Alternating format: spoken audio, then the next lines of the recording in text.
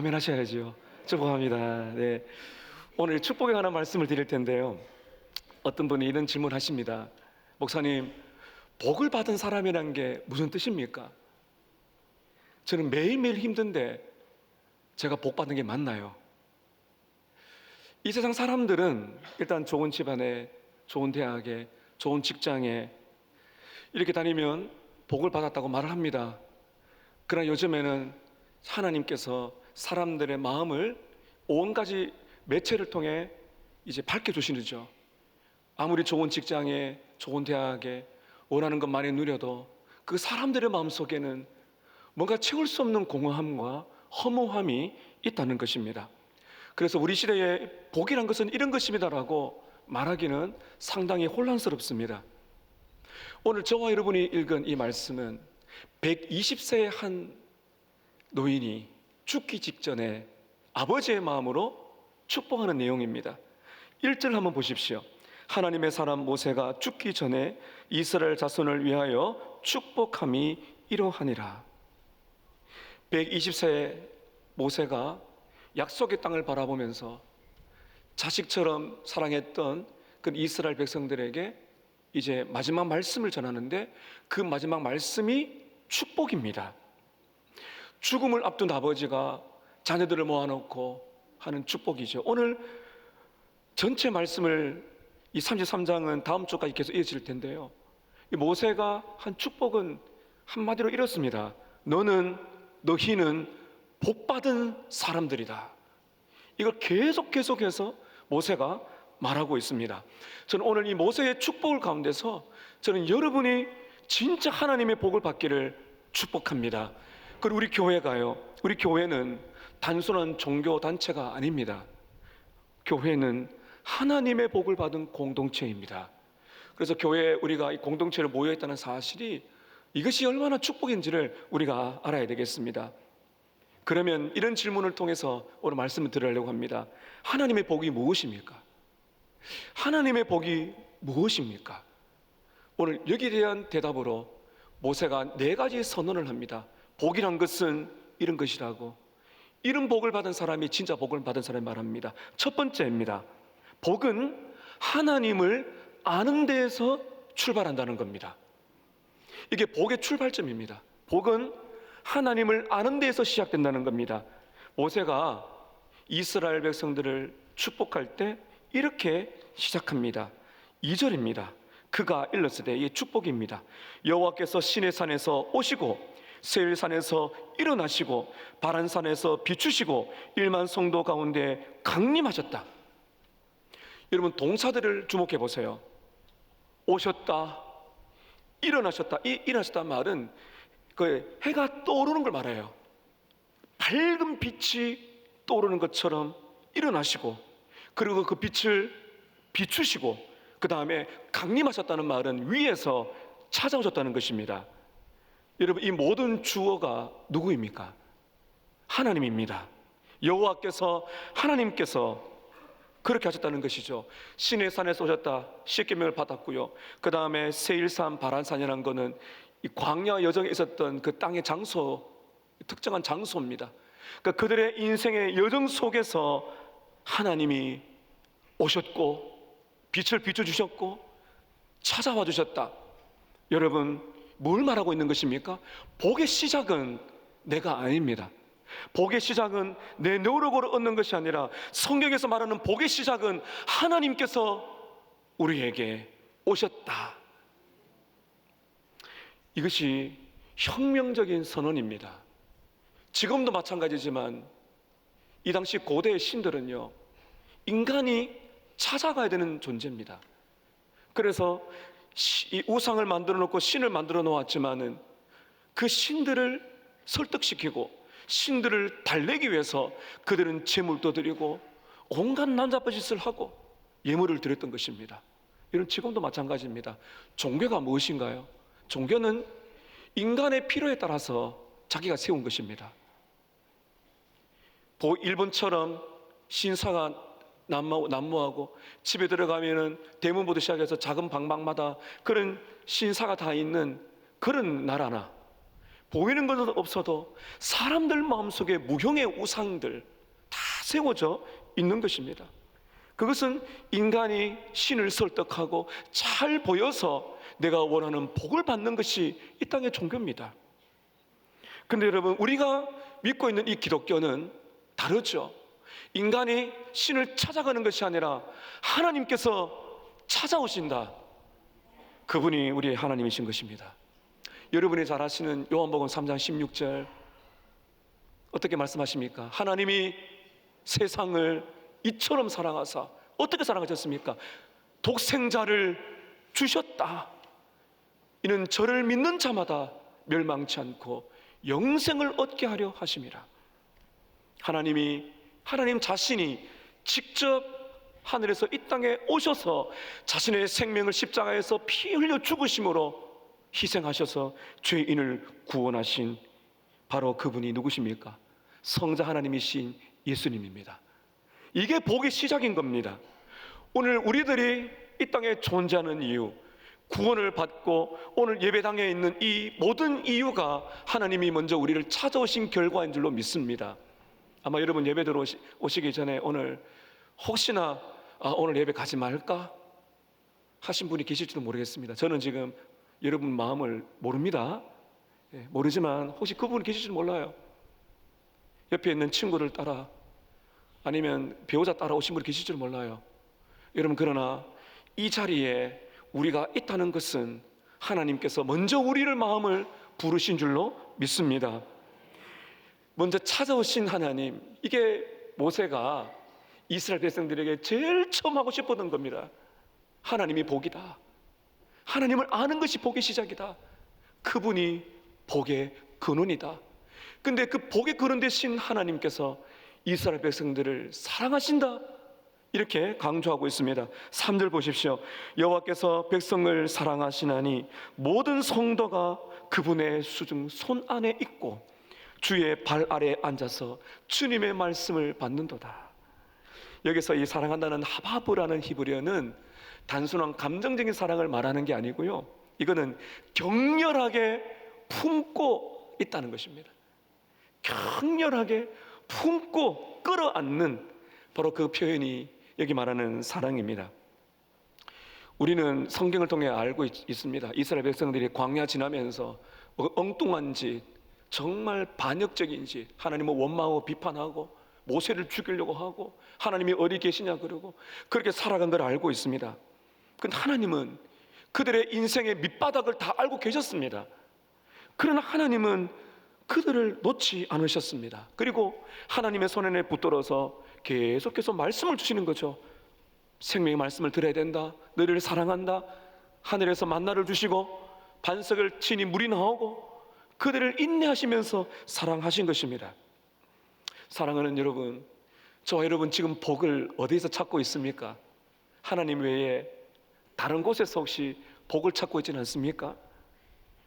여러분이 승진할 때, 자녀가 성공할 때, 건강할 때, 다른 사람에게 인정을 받을 때 여러분 복 받았다고 생각하십니까?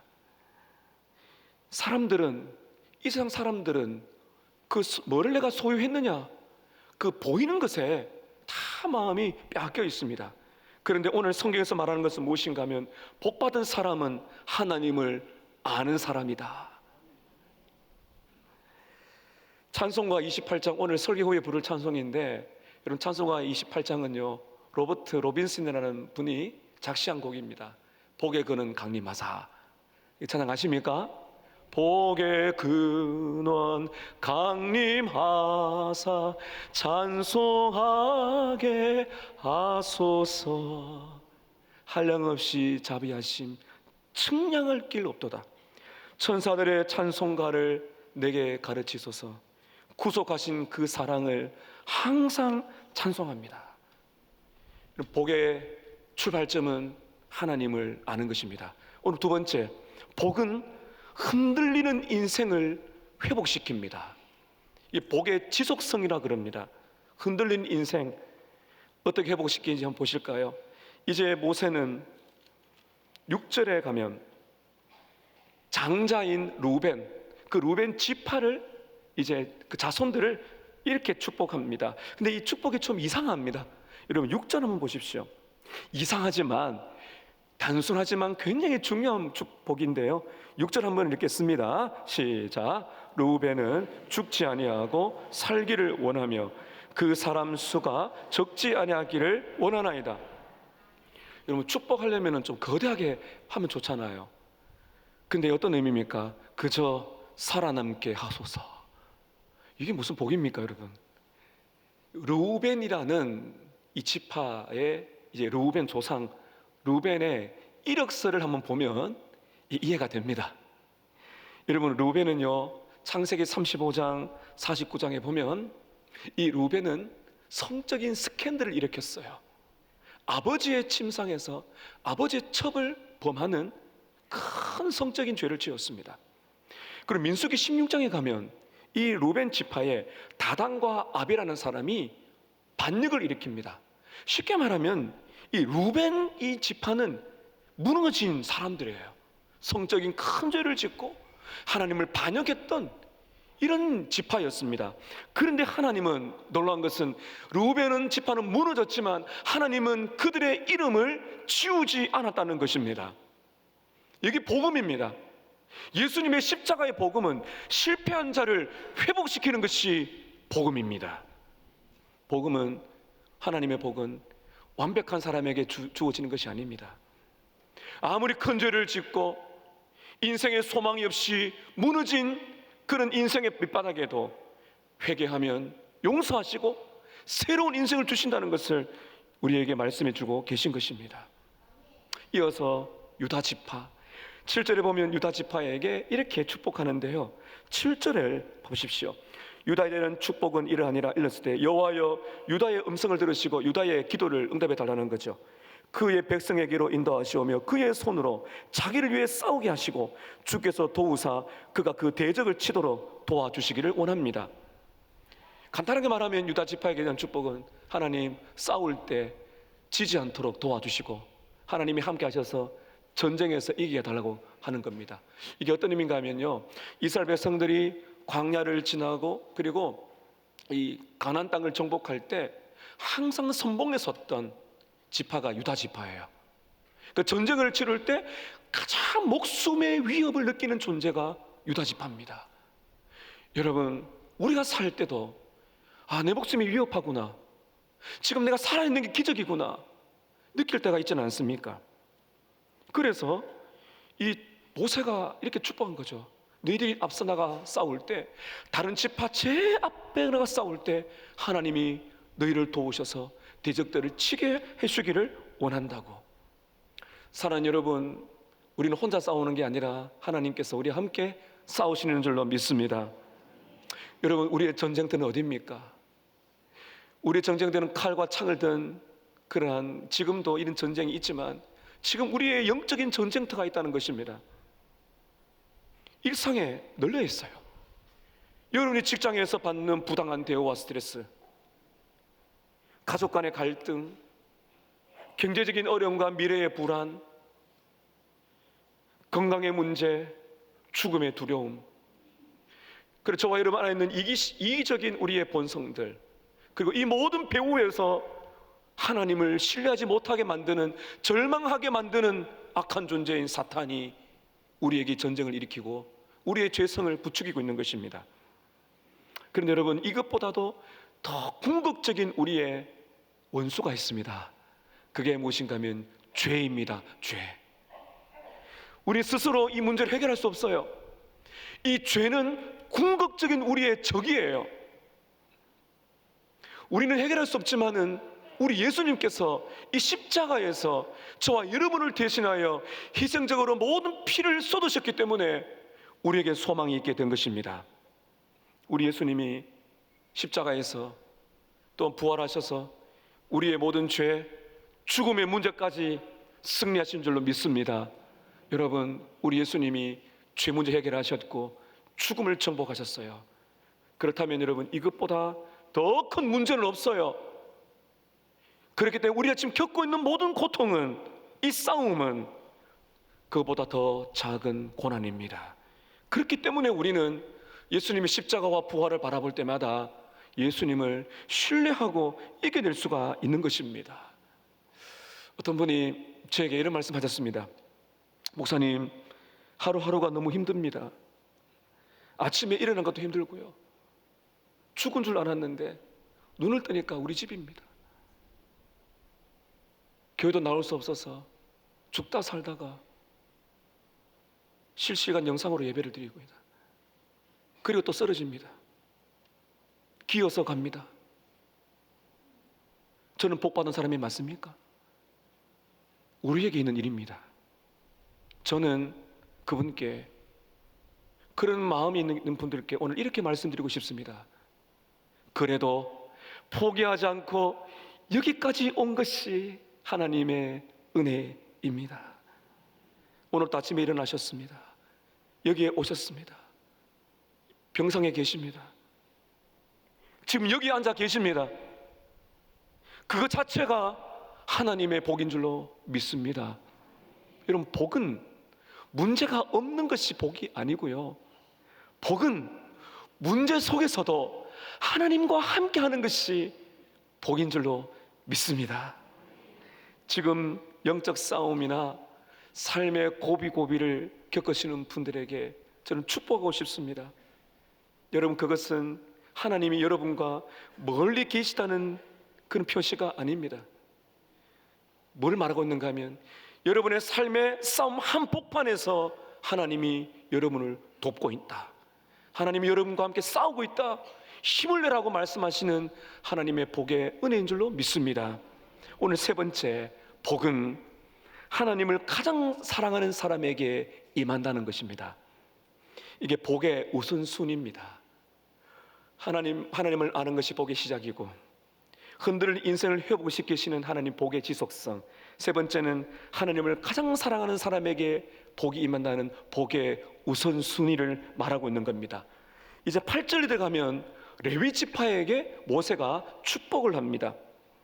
이 레위 지파는 특별한 지파인데요, 출애굽기 32장에 보면 이스라엘 백성들이 모세가 시내산에서 그 십계명을 받는 그때 모세가 보이지도 않고 하나님도 보이지도 않고 이 광야길을 걸어가려고 하니까 기가 막히는 겁니다. 그래서 그들에게 있는 이 악한 본성, 그 이집트에 있었던 그 우상들이 생각나는 겁니다. 그래서 아론을 충동질해서 금송아지를 만들어요. 그 금송아지를 만들면 거기서 막 춤을 추면서 난잡하게 행동하죠. 이게 하나님의 분노를 가져오게 되는 겁니다. 모세가 내려가 보니 이게 너무너무 고통스러운 겁니다. 하나님은 모세를 통해서 이 백성들에게 말씀하셨어요. 온 백성들이 우상 숭배에 빠져서, 하나님은 말씀하십니다. 우상을 섬길 것인가, 금송아지를 따라갈 것인가, 하나님을 따라갈 것인가, 선택을 해라. 출애굽기 32장 26절에 모세가 이스라엘 백성들에게 단호하게 이렇게 외칩니다. 여호와의 편에 있는 자는 내게로 나아와라. 누가 하나님을 따라갈 것인가? 여러분, 이 순간은 굉장히 생명을 건 순간이에요. 가족들, 친구들, 이웃들과 등을 돌릴 수밖에 없는 순간입니다. 여호와를 따라갈, 여호와의 편에 선 사람들은 다 나오라 했더니 레위 지파만 나왔어요.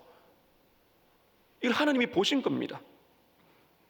그리고 여러분, 9절을 보시게 되면 이렇게 모세가 말합니다. 9절에 그는 그의 부모에 대하여 이르기를 내가 그들을 보지 못하였다, 그의 형제들을 인정하지 아니하고 그의 자녀를 알지 아니했다. 이 알지 않았다는 말은 편들지 않았다는 말입니다. 부모님, 형제, 자녀의 편을 들지 않고 왜 그랬나요? 주님의 말씀을 준행하고 주님의 언약을 지킴으로 그렇게 했다는 것입니다. 이 말은 여러분, 가족을 미워하라 하는 것이 아니에요. 하나님을 가장 사랑하고 하나님을 최고의 우선순위로 두라. 이게 진짜 복을 받는 길이죠. 예수님께서 마태복음 10장 37절에 이렇게 말씀하십니다. 예수님의 말씀입니다. 아버지나 어머니를 나보다 더 사랑하는 자는 내게 합당하지 아니하고 아들이나 딸을 나보다 더 사랑하는 자도 내게 합당하지 아니하니라. 신앙 때문에 어머님, 형제, 자매들에게 실망을 끼칠 수가 있습니다.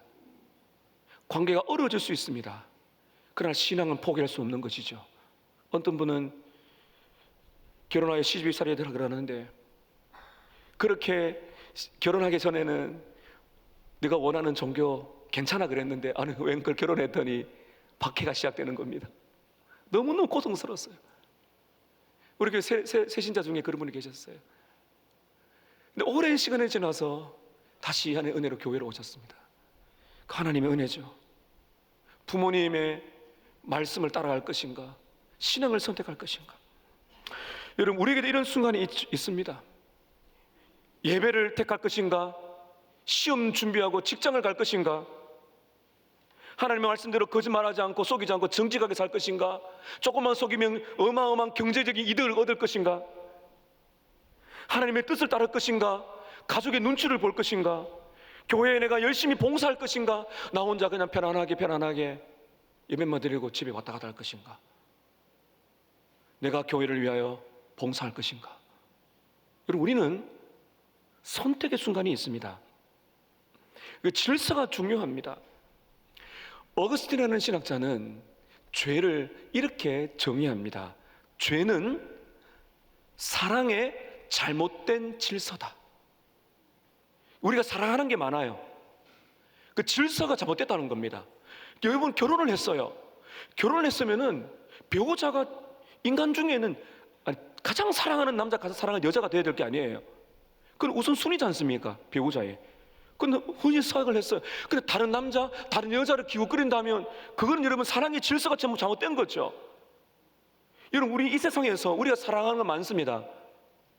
우리는 물질을 사랑하고, 명예를 사랑하고, 성공을 사랑하고, 성을 사랑하고, 인정받는 거 사랑하고, 내가 원하는 직장도 사랑합니다. 다 사랑하는 거예요. 근데 그 사랑하는 질서가 잘못된 문제죠. 그것도 중요하지만 하나님을 가장 사랑하는 것, 하나님을 내 인생 속에 가장 우선순위로 두고 그 하나님의 말씀과 그 하나님의 기준 아래 모든 것이 질서가 잡혀져야 되는 것입니다. 우리가 그렇게 살지 못하기 때문에 진짜 하나님의 복을 다 놓치고 있는 것입니다. 사랑하는 성도 여러분, 사랑의 질서를 바로 세우시기를 축복합니다. 하나님의 복을 받은 사람은 그 어떤 것보다도, 그 무엇보다도 하나님을 가장 사랑하는 것입니다. 부모님, 배우자, 자녀들보다도 하나님을 가장 사랑합니다. 여러분, 이상한 건요, 하나님을, 아버지, 어머니, 배우자, 자녀들보다 하나님을 가장 사랑하면 하나님께서 우리 가족을 더 축복하세요. 이게 놀라운 비밀입니다.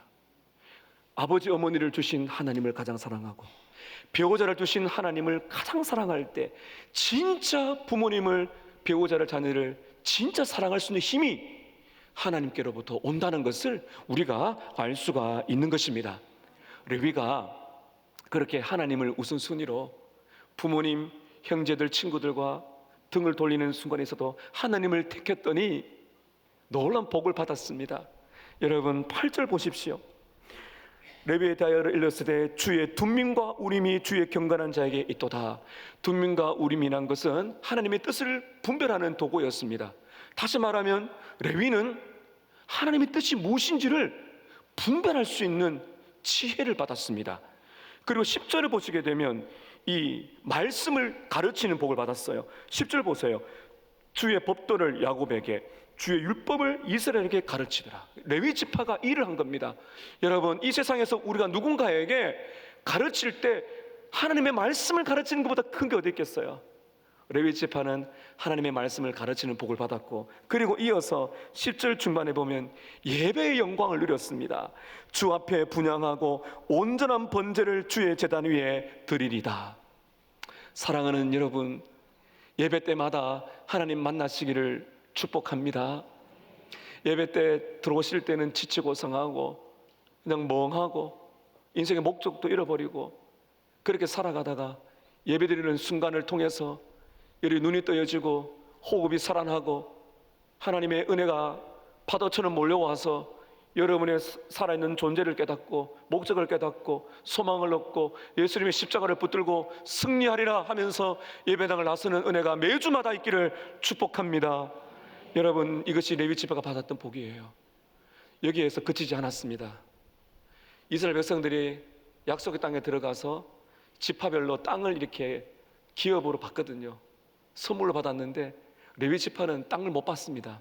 그런데 하나님께서 놀랍게 복을 주시는데요. 민수기 18장 20절에 보면 하나님 이렇게 말씀하십니다.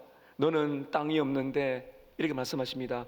내가 너의 분기시고 내가 너의 기업이다. 이 무슨 말인가 하면 레위 지파는 이런 복을 받았어요. 하나님이 너의 것이다. 하나님이 너의 기업이다.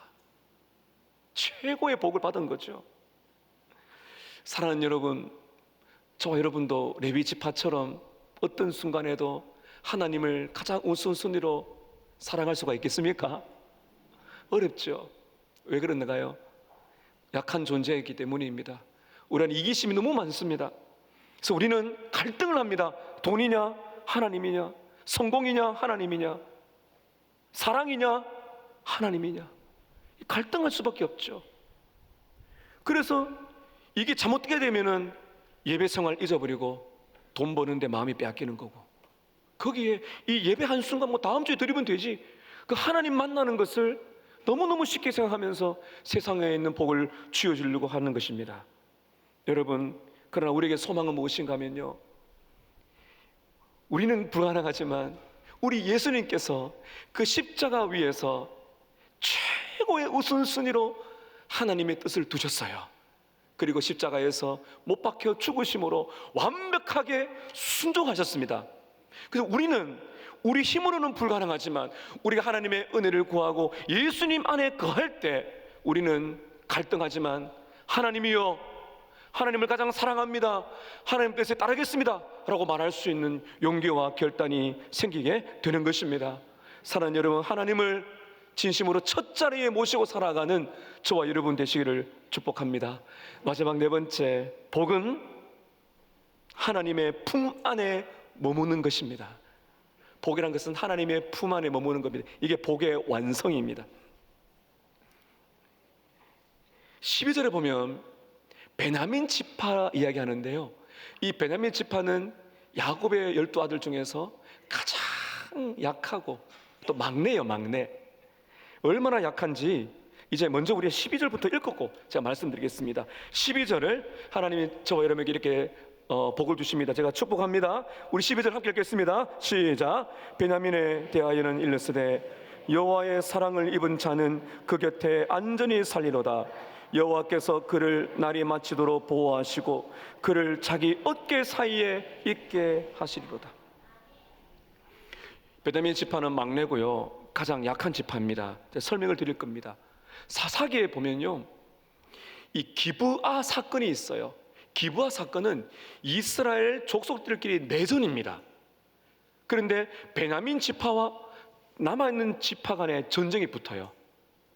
이때 이 베냐민 지파가 남자만 600명이 남고 거의 멸절합니다. 그러니까 거의 사라진 직전에 있는 그런 지파였어요. 근데 하나님께서는 거의 사라지고 보이지도 않고 주목하지도 않고 아무도 잘 보지 않는 600명만 남아서 이제 끝이라고 말할 수 있는 그 지파에게 하나님은 가장 강력한 복을 주시죠. 12절에 여호와의 사랑을 입은 자들이여 하나님의 곁에 안전히 살리로다.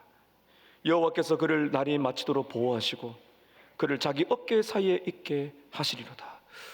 여러분, 날이 맞도록 보호하시고 어깨 사이에 보호한다는 건 어떤 의미인지 아시겠습니까? 이게 목자가 양을 어깨 사이에 이렇게 메고 집으로 돌아오는 걸 말합니다. 근데 건강하고 잘 걸어가는 양은 그렇게 하진 않죠.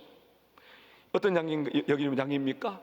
걸음이 느리고 상처받고 병들고 지치고 길을 잃은 양들, 그런 양들은 목자가 어깨에 메고 돌아오는 거죠. 근데 여러분 보십시오. 이 하나님께서 자기 어깨 사이에 둔다. 목자의 어깨 사이는 어떤 곳인가 하면 가장 안전한 곳입니다. 그곳에 양을 딱 둔다는 거죠. 여러분, 누가복음 15장에 보면 예수님이 비유하십니다. 양 100마리가 있는데 99마리 한 마리 잃어버렸어요. 길을 잃어버렸어요. 99마리는 들여두고 한 마리를 찾도록 찾아다닙니다. 찾도록 찾아다닙니다. 그리고 찾은즉 즐거워 어깨에 메고 돌아온다고 우리 예수님이 그렇게 비유를 하신 것입니다. 사랑하는 여러분, 오늘 거의 멸절지경인 이 지파, 상처받고 외롭고 지치고 아무도 돌아보지 않고 하나님의 말씀이 주어졌지만 이 길 잃은 양처럼 그렇게 쉽게 길을 잃어버리고 내 마음대로 왔다 갔다 하는 이 잃어버린 양들, 이 양들이 누구예요? 하나님께서 이 양들을 유기견처럼 길바닥에 버리지 않고 가장 안전한 하나님의 어깨 위에 두신다는 이 지파가 도대체 누구입니까? 상처받고 찢기고 짓밟히고 잊어버리고 잊힘을 당하고 그렇게 말씀대로 받지만 쉽게 길을 잃어버리는 이 잃어버린 양들이 누구입니까?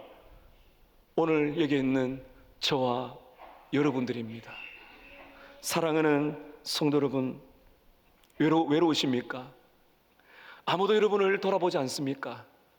하나님은 상처받고 찢긴 저와 여러분들을 어깨에 메시고 가장 안전하게 모시고 계신 것입니다. 복 있는 사람은 이거를 압니다.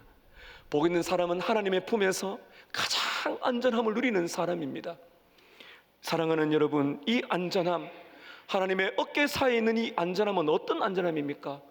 나는 불완벽해도 괜찮다는 안전함입니다. 다른 사람과 비교할 필요가 없다는 안전함입니다. 실패하고 좌절 때문에 나는 버림받지 않는다는 안전함입니다. 그곳에 하나님의 어깨에 저와 여러분을 메고 계시는 줄로 믿으십시오.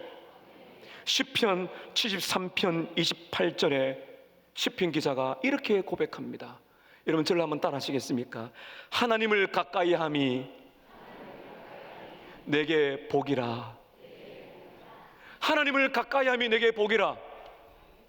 근데 하나님을 가까이하는 인생은 나는 하나님을 가까이해야지, 물론 맞아요. 그러나 오늘 뭐라고 말씀하고 있습니까? 베냐민 지파처럼 길 잃어버리고 그 멸절지경이 있고 상하고 외롭고 찢긴 그 상한 심령들을 하나님은 가장 가까이, 부모님이 자녀들 중에서 가장 지금 약하고 힘든 그 아이를 가장 보듬고 있는 것처럼 하나님은 품고 계신 것입니다.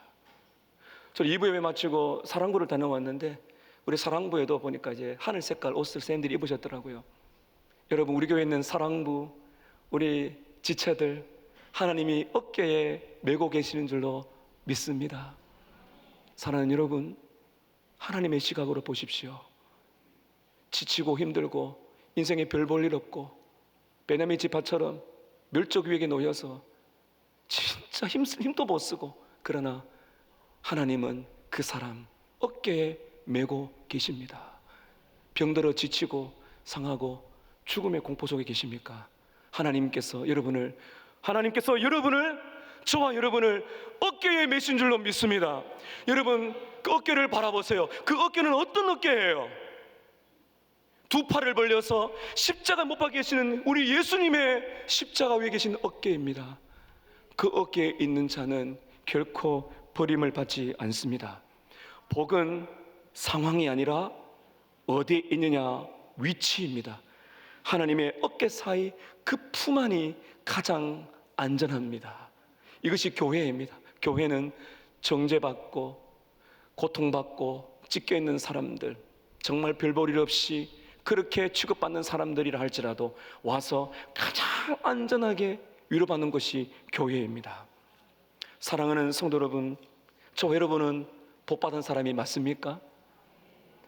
여러분 잘 들으십시오. 복은 소유가 아니라 하나님과의 관계예요. 하나님이 복이십니다. 복은 결과가 아니라 하나님과 인생을 함께하는 과정입니다. 복은 완벽함이 아니라 하나님의 품 안에 머무는 안전함입니다. 오늘 말씀 맺으면서 여러분 4가지를 확신하십시오. 하나님께서 먼저 나를 찾으셨습니다. 복이 시작입니다. 실패하고 흔들려도 하나님은 나를 일으키십니다. 복의 지속성입니다. 하나님을 가장 사랑할 때 최고의 복을 주십니다. 복의 우선순위입니다. 그리고 마지막, 하나님의 품이 가장 안전합니다. 복의 완성입니다. 오늘 이 복이 여러분에게 느껴지십니까? 여러분이 예수님을 진실로 믿고 계시다면 이미 이 하나님의 복을 받은 줄로 믿으십시오.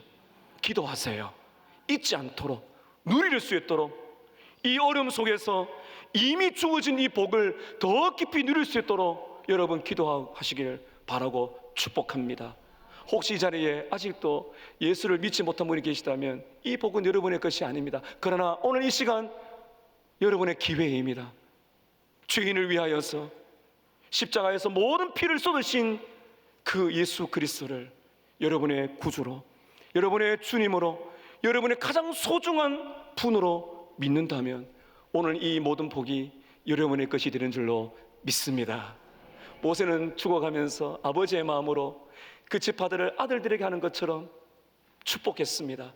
오늘 이 하나님의 축복의 이 복의 음성이 오늘 이 말씀을 통해서 이 축복이 여러분에게 하나님의 복이 임하시고 하나님의 음성이, 오늘 하나님의 음성이 여러분의 귓전을 때려 여러분의 심령을 울리기를 축복합니다. 이 음성입니다.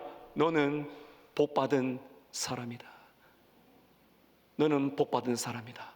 오늘 이 음성을 가슴 깊이 새기시고 나가실 때 기쁨의 잔치를 하시면서 여러분의 삶 속으로 돌아가시기를 예수님의 이름으로 축복합니다. 기도하겠습니다. 기도하실 때